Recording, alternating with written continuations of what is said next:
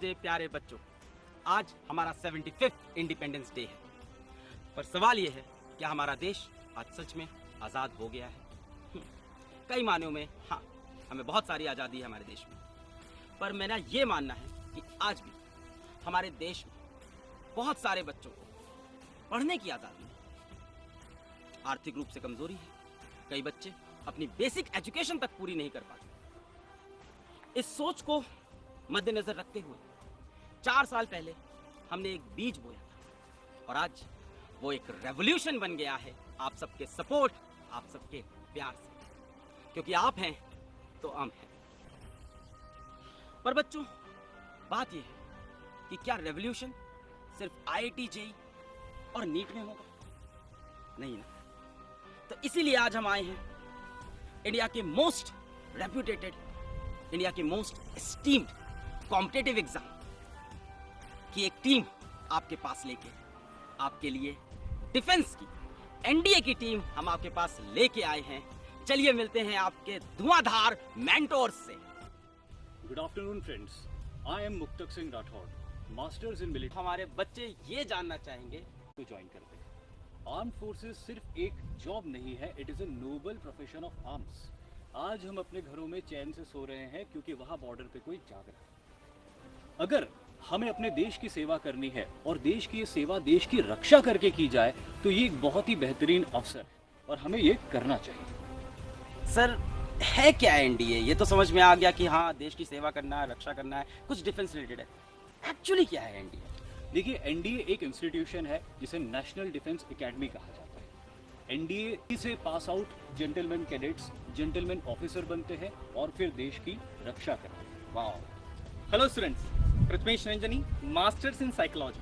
I have 6 years experience. से जाना है तो आपको 3 स्टेजेस से गुजरना होता है। पहला स्टेज जैसा हम सभी जानते हैं, it is the written examination. दूसरी स्टेज की बात की जाए तो ये एक इंटरव्यू होता है जिसे हम SSB इंटरव्यू के नाम से भी जाना जाता है। और तीसरा जो लास्ट फेज होता है वो मेडिकल एग्जामिनेशन होता है, जिसके बाद एलिजिबल कैंडिडेट्स या मैरिड कैंडिडेट्स NDA के लिए एलिजिबल हो जाते हैं।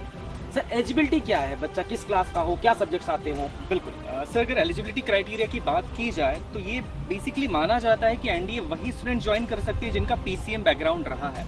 बहुत सारे बच्चों को पता नहीं होता है कि NDA को कॉमर्स और आर्ट्स के साथ भी ज्वाइन किया जा सकता है। जैसे कि अगर हम आर्मी की बात करें, आर्मड इंस्टीट्यूट को अगर आप ज्वाइन करना है तो आपके बैकग्राउंड के लिए PCM कंपल्सेशन नहीं है। यहाँ पर अगर आप आर्मी ज्वाइन करना चाहते हैं तो आपका बैकग्राउंड आर्ट्स और कॉमर्स भी हो सकता है। अगर आप नेवी और एयरफोर्स ज्वाइन करना चाहते हैं तो आपका जो बैकग्राउंड है वो PCM होना कंपल्सेशन है। और सर, ये कौन से बच्चे दे सकते हैं एग्जाम? 12th पास? बिल्कुल सर, वो बच्चे जो 16 to 19 ईयर्स की एज के बिटवीन है और जिन्होंने अपना 12th पास कर लिया है या जिनका 11th अभी रनिंग में चल रहा है, क्योंकि ज्वाइनिंग से पहले उनका रिजल्ट आना जरूरी होता है। वो सारे स्टूडेंट्स एग्जाम को क्लियर कर सकते हैं। Wow, thank you so much sir. Good afternoon, everyone. My name is Rahul Parmar. I had masters in geography and I have 3 years of teaching experience in NDA, CDS and other civil service examination. Hello sir. Hello, sir. Sir, आप geography की बात कर रहे हैं और बिल्कुल हमारे sir. जो बच्चे हैं वो फिजिक्स, केमिस्ट्री, मैथ्स से तो फेमिलियर है, बिल्कुल सर। बट हम सब के अंदर थोड़ा सा ये डाउट है कि NDA में कुछ GS भी आता है। बिल्कुल सर। कितना GS आता है और कितना टफ होता है? सर, NDA का जो टोटल पेपर होता है वो होता है 900 मार्क्स का। उन 900 मार्क्स में से 400 मार्क्स का आता है GS और उसी 400 GS के पेपर के अंदर ह्यूमैनिटीज के सब्जेक्ट होते हैं, जैसे कि हिस्ट्री, पॉलिटी, इकोनॉमिक्स और उन्हीं में से एक जियोग्राफी। तो ये सब बहुत टफ होता है इसका सिलेबस? बिल्कुल नहीं सर, सही बात तो ये है कि सबसे इजी वाला पैटर्न GS का ही होता है।